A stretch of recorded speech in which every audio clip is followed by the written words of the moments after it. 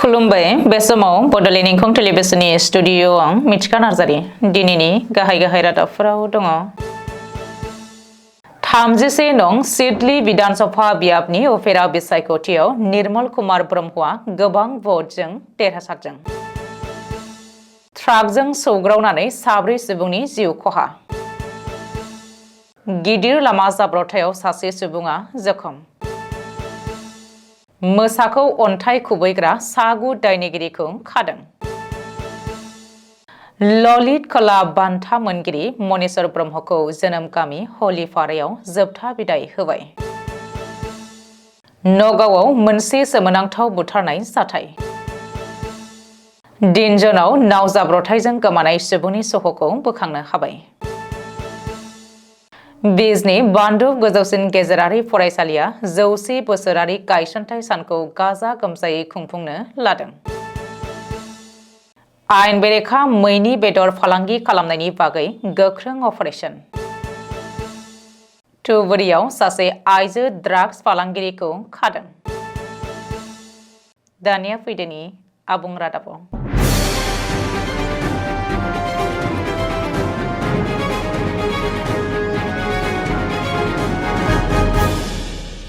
आसामनि मोनबा विधानसभा बियाबाव जालांनाय उफ्रा बिसायख'थिनि फिथाइ एबा भट साननाया दिनै 23 नभेम्बर 2024 सनिबार खालि जानानै थाङो।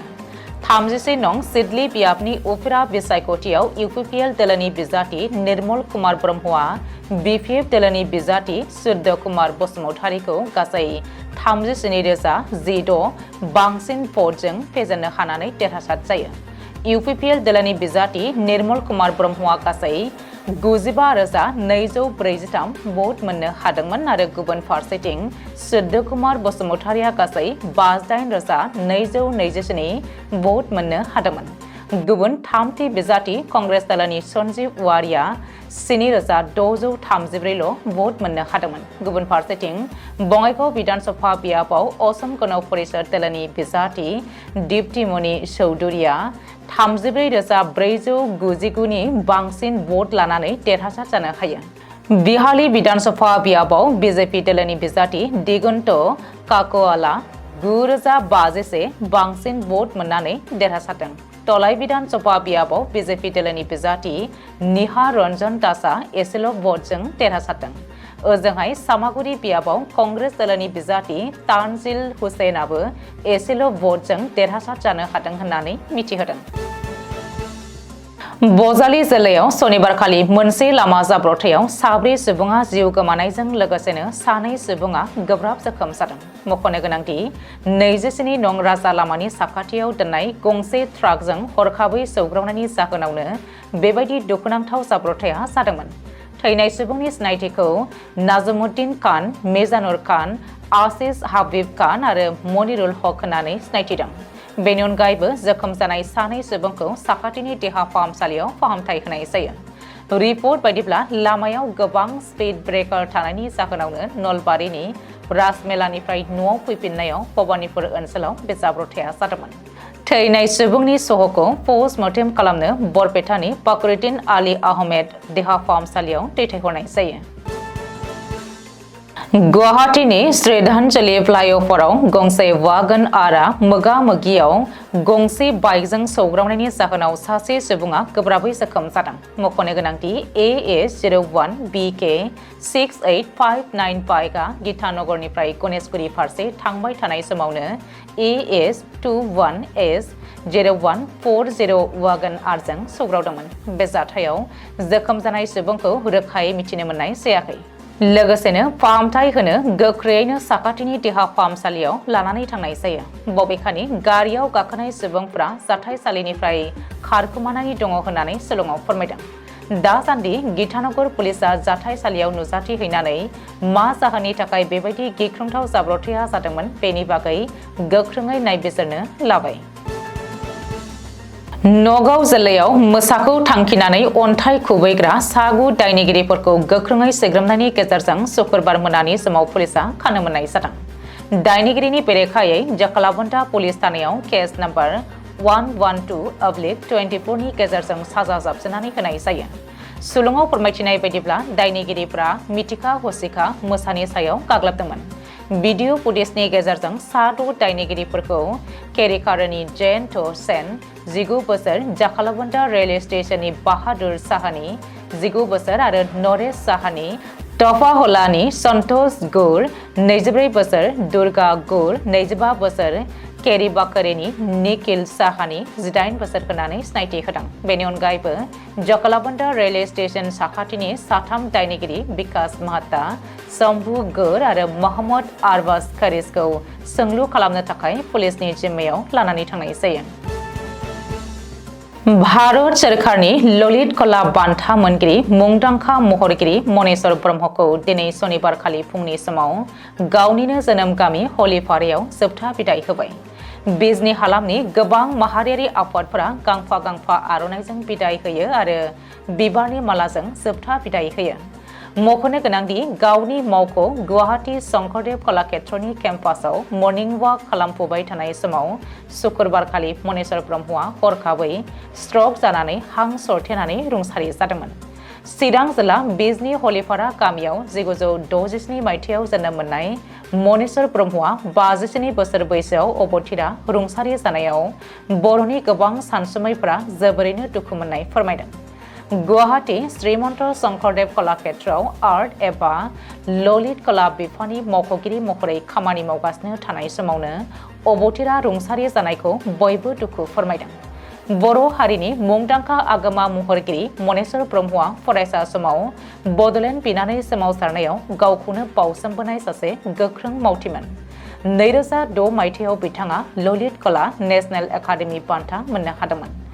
बर' फिसानि आगोमा महरगिरि मनेश्वर ब्रह्मआ अबथिरा रुंसारि जानाय समाव गावनि सासेल' फिसाज्ला आरो बिसिखौ बे बुहुमाव गालांबाय। रायजोआव फिन सोमोनांथाव बुथारनाय जाथाय। मख'नो गोनांदि नगावनि गोराजोन सोहोराव मोनसे समावनो मुगैथाव आरो सोमोनांथाव बुथारनाय जाथायाव 4 सुबुंनि जिउ खहा। बे जाथायाव गंसे नखरनि 3 सोद्रोमाफोरजों लोगोसेनो गुबुन सासे सुबुंखौ जिउ गैयै थासारियाव नागिरनानै मोन्दोंमोन। बुथार जानायफोरनि सिनायथिखौ गुणोत्तर सरकार, सोरधवानी सरकार, देबस्मिता सरकार आरो अनुपम चतुर्थ महरै सिनायथि होदों। दुखुनि बाथ्रा दि गुणोत्तर सरकारनि नखराव बुधबाराव जानो गोनां नखरनि देरसिन फिसाजो नबस्मिता सरकारनि हाबानि थाखाय थाग थियारि खालामगासिनो दङमोन।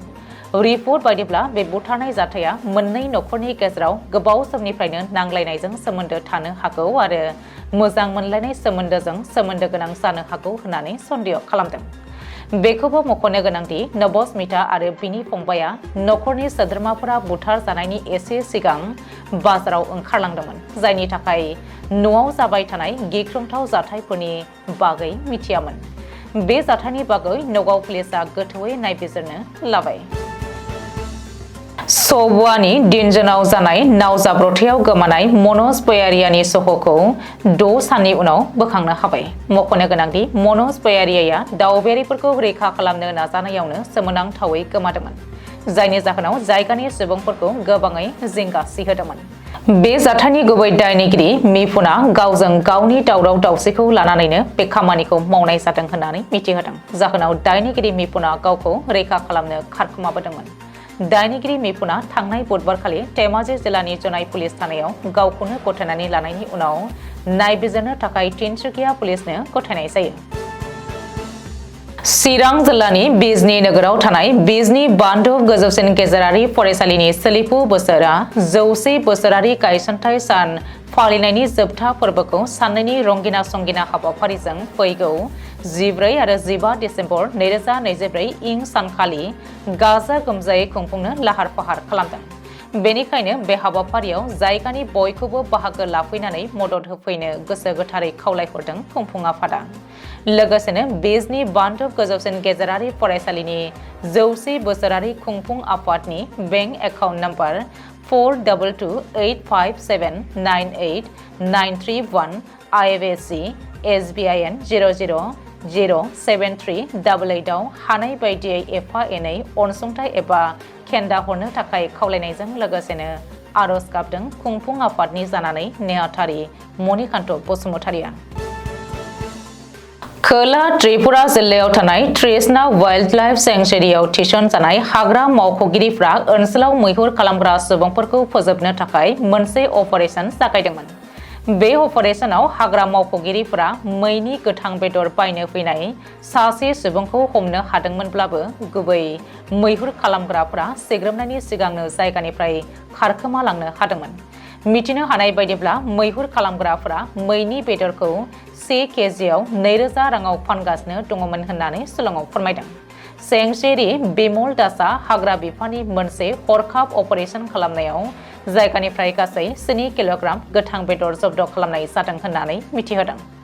मख'नो गोनांदि मोनसे स्रोद सुलुंखौ बिथा खालामनानै सेंक्सुरिनि सिङाव थानाय बगापा, कुकुलिया आरो राजनगर अरन रेन्जनि जथाय रौनियाफोरनि मावख'गिरिफ्रा बेलनियानि मैसरा हाथायाव शुक्रबारखालि फुङाव सिग्रोमदोंमोन आरो बे सिग्रोमनायाव मैनि बेदर बायनो नाजागासिनो थानाय समावनो सासे अट' सालायगिरि सुनील दास मुंनि सुबुंखौ हमनो हादोंमोन आरो बिनि गारिनिफ्राय गासै 7 किल'ग्राम मैनि बेदर जब्द खालामनाय जादोंमोन।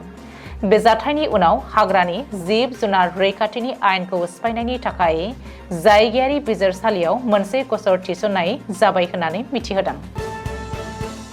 धुबुरी जिल्लानि बालाजान पुलिसा गौरीपुरनि साहेबगंज नाइसोरकटी ओनसोलाव ड्राग्सनि बेरेखायै अपारेशन खालामनायाव सासे आइजो अलिमा बेबीखौ पुलिसा खानो हादों। स्रोद संदाननायनि गेजेरजों बिनि थाग्रा न'आव गोख्रोङै सिग्रोमनायाव गंजि कफ सिराप आरो 8 पेकेटनि ड्राग्स टेब्लेट जब्द खालामनाय जायो। पुलिसा बेखौबो फोरमायदों दि अलिमा बेबीआ गोबाव समनिफ्रायनो ड्राग्स फालांगि खालामबोगासिनो दङमोन। दासान्दि पुलिसा ड्राग्स फालांगिरि खालामनायाव सोमोन्दो थानाय गोबां नेटवर्कखौ फोजोबस्रांनो आइजोनाव गोख्रोङै सोंलु सोंनायखौ जागायगासिनो दङ। दिनैनि रादाबा एसेनोसै। गोजोन्थों।